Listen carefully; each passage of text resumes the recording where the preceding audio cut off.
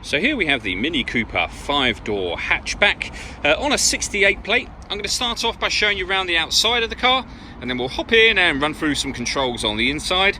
But from the outside you can see it's a 5-door car with alloy wheels and tinted windows. Let's start off inside the boot and then work our way around the rest of the car from there. So as we approach the boot, you'll see we've got reversing sensors. Plenty of boot space as well, along with that 60-40 split folding rear seat. And then you can increase the boot space further by folding this tray section, folding it again, and it stores behind those rear seats, and you can see you get a lot of extra boot space when you do that.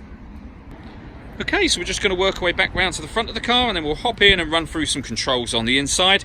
Now that we've done a full circle of it, you can see it's in excellent condition the whole way around, and a great looking car as well.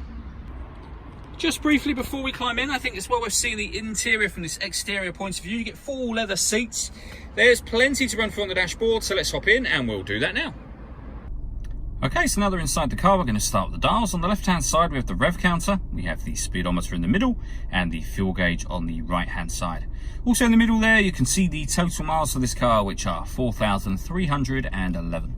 You can change the information displayed above that by pressing a button on the end of the indicator stalk for various different bits of trip computer and fuel economy information, or you can have a digital readout for the speedometer, which you can see on the screen now. If we back out to the steering wheel, on the left-hand side, we have cruise control and speed limiter, and on the right-hand side, stereo and phone controls, including voice activation for the phone. So you can hit that button, ask it to dial anyone in your contacts list, and it will do that for you without you having to take your phone from your bag or pocket. That is, of course, once you pair your phone up, and that is done over on the central touchscreen just here. Hit the phone icon, and then manage mobile devices, and connect new device, and then just follow the instructions on screen from there. If we go back to the main menu, you can either use the touch screen or you can use this dial just here to go through and select things on this screen. So, for example, when it comes to music, we've got DAB and FM radio. You can stream music wirelessly via Bluetooth audio. You've got USB input as well, and this is where you'll manage all your various sound settings. If you connect up your smartphone via USB, this car's also got Apple Carplay as well. On top of all of that, we have satellite navigation. So there's a full video showing exactly how this works on both our website and on our Facebook page, but it's a really clear, very easy system to use. Working our way down, we have the dual zone climate control. So you can adjust the passenger and driver temperatures, the fan speed from here. You can determine where you'd like the air to be distributed as well. When you're happy with all of those settings, this button will turn the air conditioning on or off. It's on when that light shows, so off, back on again, or you can hit auto and the car will take control of the fan speed in order that it maintains the temperatures that you've asked for.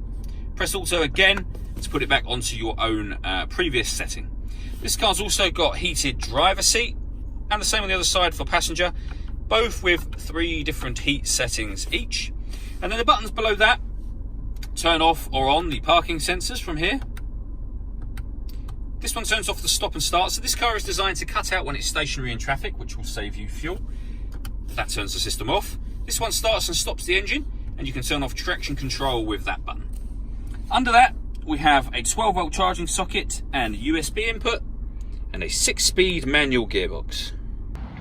All that leaves me to say is thank you for taking the time to watch this video. If you'd like to come and see the car in person and have a test drive, please feel free to call any of our MJA sites. We'd love to hear from you soon.